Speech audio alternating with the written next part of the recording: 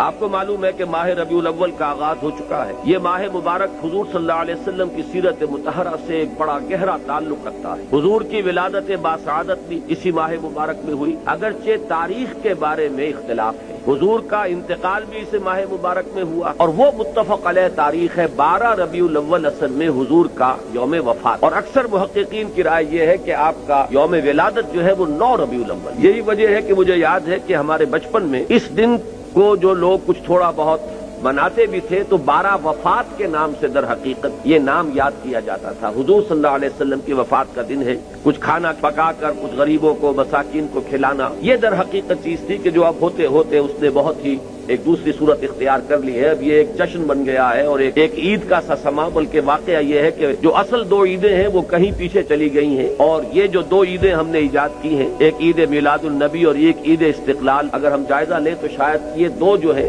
یہ زیادہ four ground میں آ چکی ہیں۔ لیکن یہ کہ جہاں تک آپ کی ولادت اور آپ کے وفات کا اس ماہ مبارک میں ہونا ہے وہ ثابت ہے۔ حضور کا ورود مدینہ منورہ میں بھی ماہ ربیع الاول میں ہوا ہے۔ اس پہلو سے اگر اس ماہ مبارک میں ہم سیرت النبی کے مطالعے کا ایک خاص موضوع رکھیں، کسی تاریخ کے تعین کے بغیر اس مہینے کی مناسبت سے سیرت مطہرہ پر گفتگویں ہوں، غور و فکر ہو، اور اس میں بھی عملی پہلو سامنے ہو، اتباع کا جذبہ، سمجھنا سمجھانا اس لیے ہو کہ اس پر عمل کرنا ہے، تو یقیناً یہ چیز ہمارے لیے بہت مفید ہوگی اور ہمارے بہت سے امراض کا شاید اس سے مداوع ہو سکے۔